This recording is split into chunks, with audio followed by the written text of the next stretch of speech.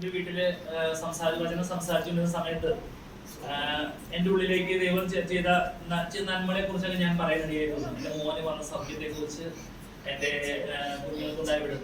അതില് ഒരു കാര്യം എടുത്തു പറയുന്ന ഒരു കാര്യം ഞാൻ പറയാറുണ്ട്. എനിക്കത് ഇന്ന് രാവിലെ കുളിച്ചുകൊണ്ടിരുന്ന സമയത്ത് പെട്ടെന്ന് ആ ചിന്തന ഓർമ്മ വന്നു. മോള് വീണിട്ട് നടുവിന് പെട്ടെന്നൊരു വെട്ടൽ പോലെ വളഞ്ഞ് തന്നെ ആ അവസ്ഥയിലായിരുന്നു. ദൈവം ഒരു നല്ല വിടുതൽ എനിക്ക് തന്നു, സ്പോട്ടിൽ തന്നത്. ഞാൻ ആശുപത്രിയിൽ ഇനി എന്താവും, ഞാൻ ആവശ്യമില്ലാത്ത ചിന്തകൾ ഇങ്ങനെ കൊച്ചിങ്ങനെ അങ്ങനെ ഇതൊക്കെ വെച്ച് ബാലൻസ് ചെയ്ത് ഇങ്ങനെ നടക്കണം, അങ്ങനെ ജീവിതകാലം മുഴുവൻ ഇന്ന് അങ്ങനെ നടക്കും, അങ്ങനെ ആവശ്യമില്ലാതെ ചിന്തിച്ചു പോയി. പക്ഷെ അവിടെ സമർപ്പിച്ചു, പ്രാർത്ഥിച്ചു. ദാസനെ ഞാൻ സന്തോഷേട്ടനെ വിളിച്ചു. എൻ്റെ ഒപ്പം ബൈബിൾ കോളേജിൽ പഠിച്ച പേപ്പറിൽ വൈസ് പാസ്റ്റർ മോനാണ് വിളിച്ചത്. ഞാൻ ആ ചേട്ടനെ സ്പോട്ടിൽ തന്നെ പ്രാർത്ഥിച്ചു. ചേച്ചി തന്നെ വിളിക്കാന്ന് പറഞ്ഞു. കുറച്ചു നേരം ഞാൻ വിളിച്ചു കഴിഞ്ഞപ്പോൾ ആശുപത്രിയിൽ ഡോക്ടർ ഒന്നും കൊച്ചിനൊരു കുഴപ്പമില്ല. വിട്ടത്തിൽ ഇന്നലെ ഇതെല്ലാം പറഞ്ഞു കൊടുത്തത് ഞാനത് വിട്ടുപോയപ്പോ എനിക്ക് കുറ്റബോധമായി. ഞാൻ അവിടെ നിന്ന് ഞാൻ കുളിച്ചുകൊണ്ടിരിക്കുന്ന കൈ കോപ്പി, കർത്താവേ സ്തോത്രം സ്തോത്രം സ്തോത്രം. നമ്മൾ ദൈവം ചെയ്ത് നമ്മുടെ ഓർത്ത് ഒരിക്കലും നന്ദി പറയാൻ മാറ്റിയുള്ളവരായിട്ട് ഓർത്ത് എണ്ണി നന്ദി പറഞ്ഞു. സ്തോത്രം സ്തോത്രം. ഇവിടെ നമ്മള് വായിച്ച വചനത്തിന്റെ ഒരു പ്രത്യേകത വിശുദ്ധന്മാരെ കുറിച്ചാണ് സംസാരിക്കുന്നത്. അതിന്റെ 23-ാമത്തെ വാക്യം ഒന്ന് വായിച്ചേ. യഹോവയെ സകല വിശുദ്ധന്മാരുമായുള്ളവരെ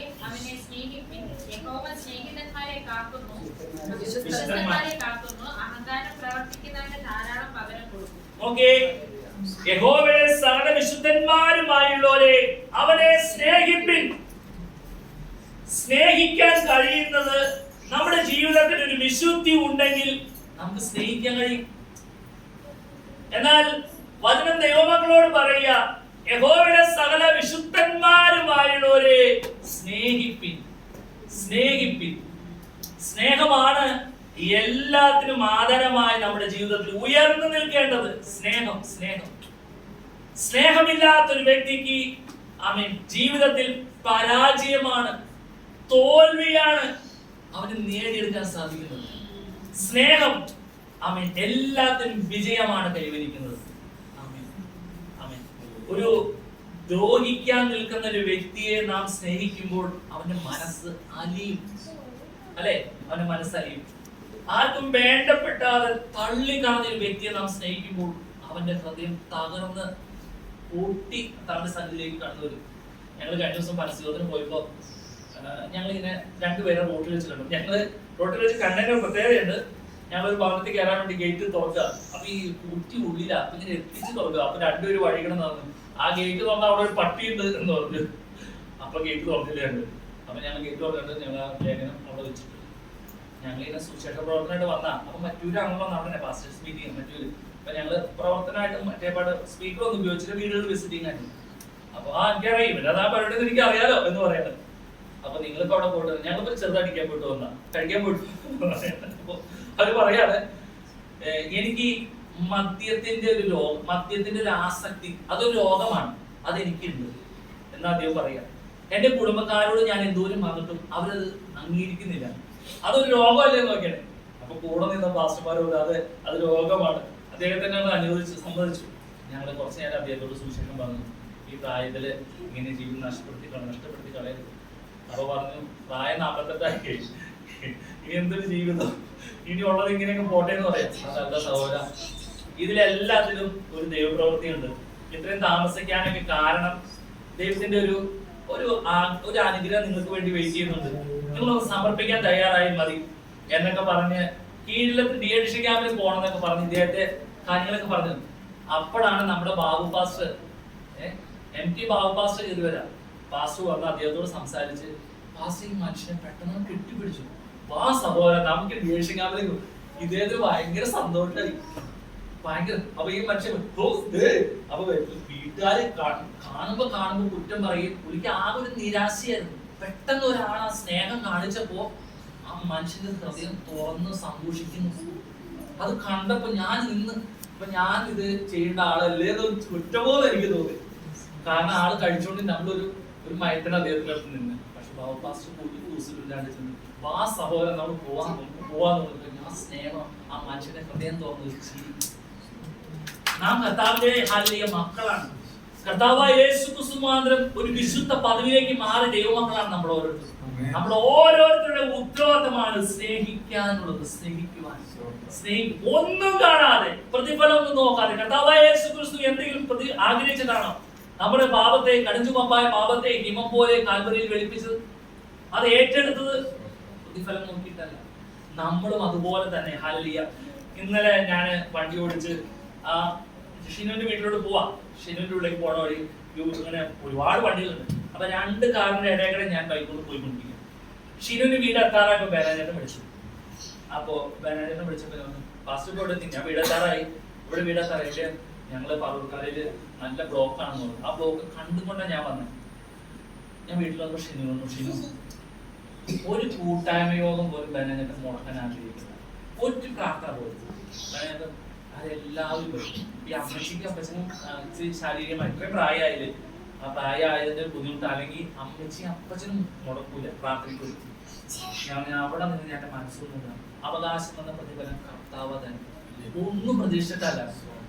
നമ്മൾ ആ വാഹനം ഓടിക്കുമ്പോ വണ്ടിയിൽ പെട്രോൾ തീരുന്ന നിങ്ങൾ ഓടിക്കുന്നവർക്ക് അറിയാലേ, ഈ ബ്ലോക്കിൽ വരുമ്പോ AC വർക്ക് ചെയ്തോണ്ടിരിക്കാണല്ലോ, അവർ ബ്ലോക്കിൽ ഇരിക്കുമ്പോ. പക്ഷേ അവിടെ അതിനെ നഷ്ടത്തെ ഭാരപ്പെടാതെ അതിനെല്ലാം ലാഭം എന്ന എണ്ണം കഴിയുന്നത് കർത്താവിനെ സ്നേഹിക്കുന്നതുകൊണ്ടാണ്. എനിക്ക് ഷിനുവിനോട് ആ ഒരു സാക്ഷ്യം പറയാൻ സാധിച്ചത് അങ്ങനെ ഒരു പ്രവൃത്തി ആ അദ്ദേഹത്തിന്റെ ജീവിതത്തിൽ ഉള്ളത് കൊണ്ടാണ്. സ്തോത്രം. ആ ഒരു പ്രവൃത്തി ഉള്ളപ്പോൾ മറ്റുള്ളവരുടെ മുന്നിൽ അത് മറ്റുള്ളവർക്ക് പ്രയോജനമായി തീരണം. ഈ ഒരു അനുഭവം മറ്റുള്ളവർ നേടിയെടുക്കണം. അത് ഷിനുവിനും അതിന് ഏറെ അനുഗ്രഹപ്പെട്ടതാ. ആ ഒരു അനുഭവത്തിലേക്ക് കടന്നു വന്ന സ്തോത്രം അല്ലെ. അവകാശം എന്ന പ്രതിഫലം കർത്താവ് തരും. ഭവനങ്ങളിൽ ലഭിക്കുന്ന കൂട്ടായ്മ യോഗങ്ങളിൽ, ഹല്ലേലൂയ, നമ്മുടെ ഭവനമല്ല, നമ്മുടെ കൂട്ടത്തിൽ ആരാധിക്കുന്ന കൂട്ടു സഹോദരന്റെ ഭവനത്തിൽ കടന്നു ചെല്ലുക എന്നുള്ളത് നിങ്ങൾക്ക് ഇവരെല്ലാം സന്തോഷമല്ലേ? വരാതിരുന്നാൽ എന്തായിരിക്കും അവസ്ഥ? പായെല്ലാം വിരിച്ച് കസേരെല്ലാം സെറ്റ് ചെയ്ത് വെച്ചിരിക്കുന്നു, വരാതിരുന്നാലുള്ള അവസ്ഥ. സ്തോത്രം. പക്ഷേ അവിടെ കടന്നു വന്നപ്പോൾ സന്തോഷം, പാട്ടൊക്കെ പാടി ആരാധിച്ച് സ്തോത്രം പറഞ്ഞ് വചനം പറഞ്ഞ് നമ്മുടെ വിഷയങ്ങൾക്ക് വേണ്ടി പ്രാർത്ഥിച്ച് അവിടെ നിന്ന് കടന്നു വന്നു. ദൈവത്തെ സ്നേഹിക്കുന്ന ദൈവമക്കൾ, ഹല്ലേലൂയ, ദൈവത്തെ പ്രതിഫലങ്ങളെ നോക്കിയിട്ടല്ല, അവകാശം എന്ന പ്രതിഫലം കർത്താവ് തരും. ഈ ലോകത്ത് നമുക്ക് പലതും ലാഭമായി തോന്നുന്നത്, നഷ്ടമെന്ന് എണ്ണിയാലും അതിനെ ഹല്ലേലൂയ ലാഭമാക്കി തരുന്നതിനായിരുന്നു. ഇവിടെ നമ്മള് ഹല്ലേലൂയ, ഞാൻ അതിനുശേഷം ഞാൻ വിളിച്ചപ്പോ പെട്രോൾ അടിക്കാൻ കയറിയേക്കാണെന്ന് പറഞ്ഞു. പെട്രോൾ അടിക്കാൻ പമ്പിലാണെന്ന് പറഞ്ഞു. ഹല്ലേലൂയ. ഇവിടെ അതിനു വേണ്ടി ചെലവഴിക്കുമ്പോൾ ഹല്ലേലൂയ, ഉയരത്തിലെ നിക്ഷേപം ഉയരുകയാണ്, വളരുകയാണെന്ന് ചിന്തിക്കണം. ഉയരത്തിലെ നിക്ഷേപം വളരുകയാണ്. നോഹയുടെ നിക്ഷേപം ഭൂമിയിലായിരുന്നോ? നോഹയുടെ നിക്ഷേപം ഭൂമിയിൽ ആയിരുന്നോ?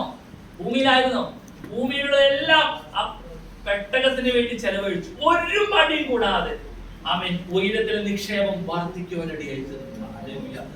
എന്നെ കേൾക്കുന്ന പ്രിയമുള്ളവരെ, ഹല്ലേലൂയ, കർത്താവായ യേശു ക്രിസ്തുവിന്റെ സ്നേഹത്തിലായിരിക്കുന്ന ദൈവമക്കൾ, നമ്മൾ ഓരോരുത്തരും ഹല്ലേലൂയ കൂട്ടുകാരനെയും കൂടെ സ്നേഹിക്കാനുള്ള ഒരു മനസ്സ് നമുക്ക് വേണം. നമ്മെ പോലെ തന്നെ നമ്മുടെ കൂട്ടുകാരനെ സ്നേഹിക്കുവാൻ. കൂട്ടുകാരനോടുള്ള സ്നേഹം എന്ന് പറഞ്ഞത് കളങ്കമില്ലാത്ത സ്നേഹമായിരുന്നു. കൂട്ടുകാരനെ ഒരിക്കലും ചതിക്കുവാൻ നമുക്ക് കഴിയില്ല. കാരണം നമ്മൾ അതുപോലെ ഹല്ലേലൂയ അവനെ സ്നേഹിക്കുന്നുണ്ട്. എന്നതുപോലെ തന്നെ നാം മറ്റുള്ളവരെ സ്നേഹിക്കുവാൻ, തുറന്ന മനസ്സോടെ സ്നേഹിക്കുവാൻ നമുക്ക് കഴിയണം. കർത്താവായ യേശു ക്രിസ്തു കാണിച്ചത് മാതൃക അതാണ്. യഹോവയുടെ സകല വിശുദ്ധന്മാരുമായുള്ളവരെ അവനെ സ്നേഹിപ്പിൻ. ഹല്ലേലൂയ, ആമേൻ. അതിനോട് ബന്ധത്തിൽ ഓടിച്ചു വായിക്കാം. ഗലാത്യർ 5-ാം അധ്യായം 14-ാമത്തെ വാക്യം വായിച്ച്.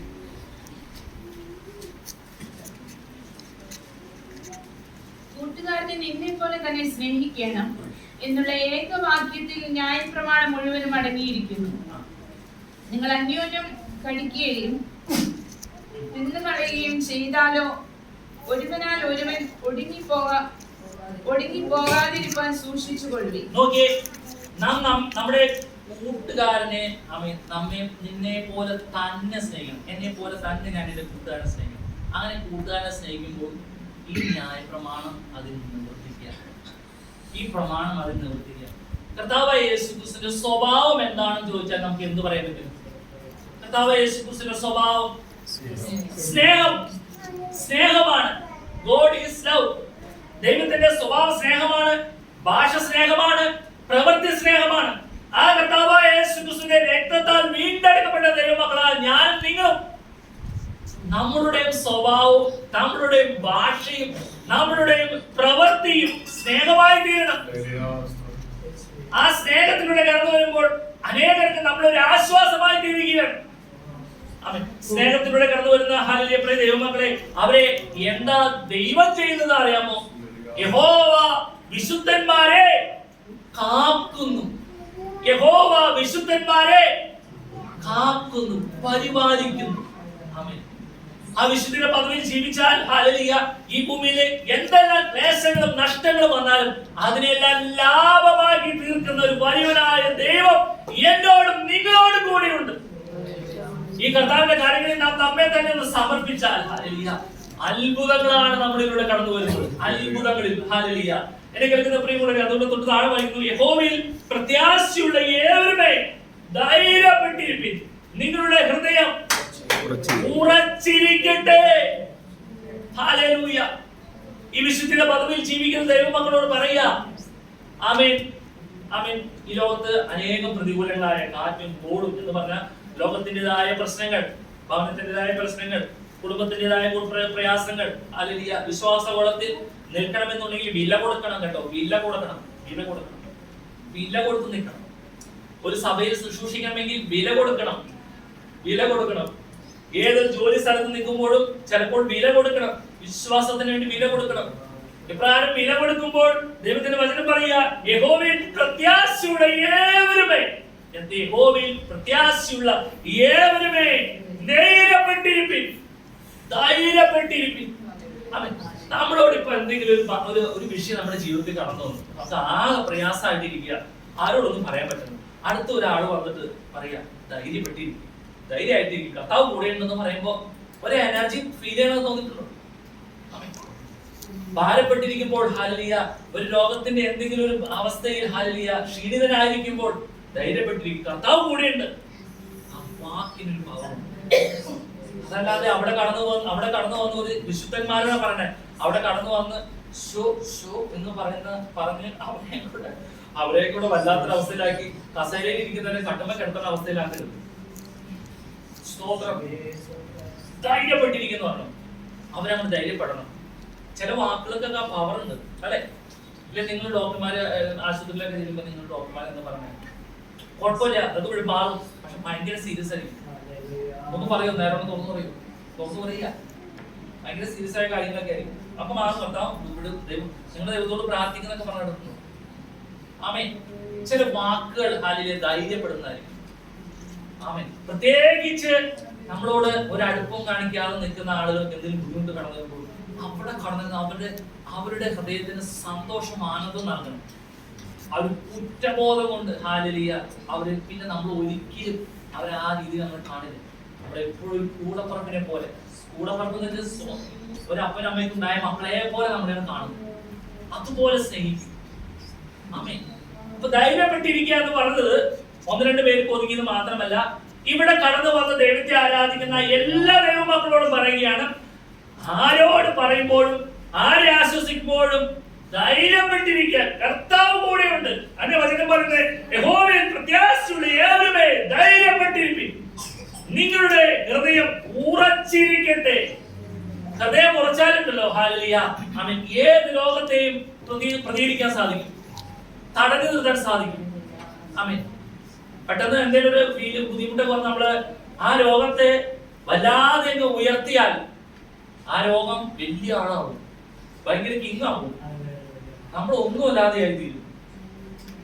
നമ്മുടെ ഓരോ ആ ശ്വാസത്തിലും അതിൻ്റെതായ ഒരു പവർ ഉണ്ടെന്ന് തിരിച്ചറിഞ്ഞ് ഹൃദയം ഉറച്ചങ്ങിയിരിക്കണം. എന്തു വന്നാലും ഞാനിന്ന് പ്രാർത്ഥനയ്ക്ക് പോകും എന്നൊരു ഉറപ്പ്.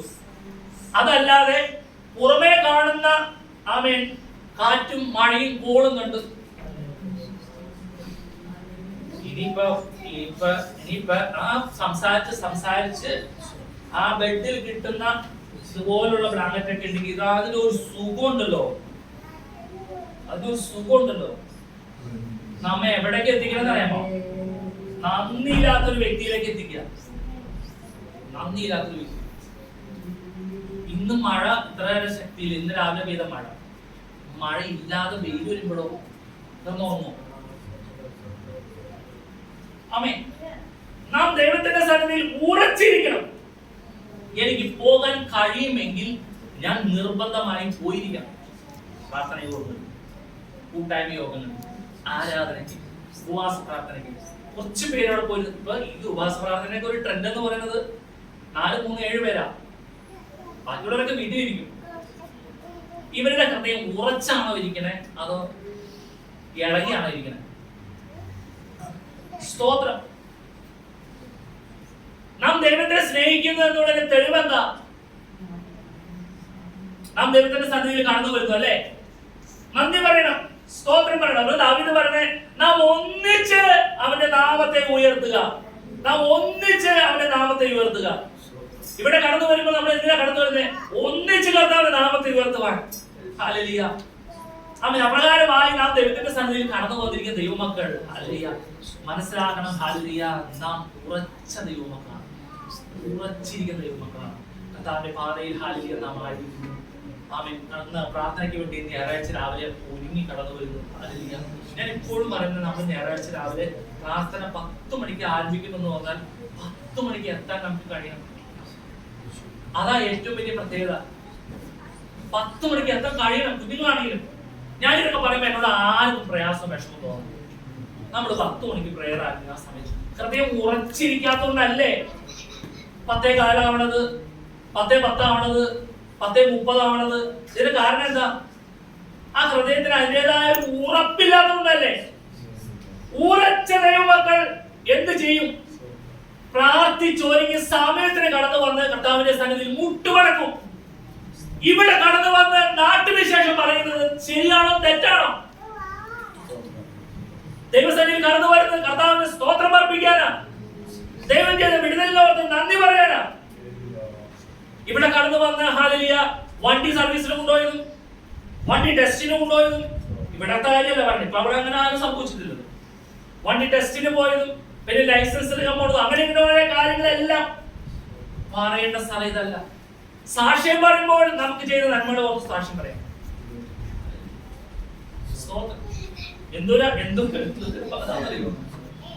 കഥകൾ പറയുന്നത് പറഞ്ഞു പോണത്. ഞാൻ ഒരിടയ്ക്ക് അവസാനം ഇങ്ങനെയൊക്കെ കാര്യങ്ങളൊക്കെ ഇങ്ങനെ പോണ കാണുമ്പോൾ ഹല്ലേലൂയ നമുക്ക് ഇതിന്റെ നിയന്ത്രണം ഇടാൻ വേണ്ടിയിട്ടാണ് സ്തോത്രം പറഞ്ഞു. ആരെങ്കിലും ഒരാൾ സ്തോത്രം പറഞ്ഞത് മക്കളല്ല സ്തോത്രം പറഞ്ഞത്. സ്തോത്രം. നമുക്ക് കർത്താവിന്റെ സന്നിധിയിൽ എഴുതിയിട്ട് നിൽക്കാം. ഹല്ലേലൂയ. അദ്ദേഹത്തിന്റെ വചനം പറയുന്നു, യഹോവയിൽ പ്രത്യാശയുള്ളവരുമേ ധൈര്യപ്പെട്ടിരിപ്പിൻ, നിങ്ങളുടെ ഹൃദയം ഉറച്ചിരിക്കട്ടെ. ഹല്ലേലൂയ.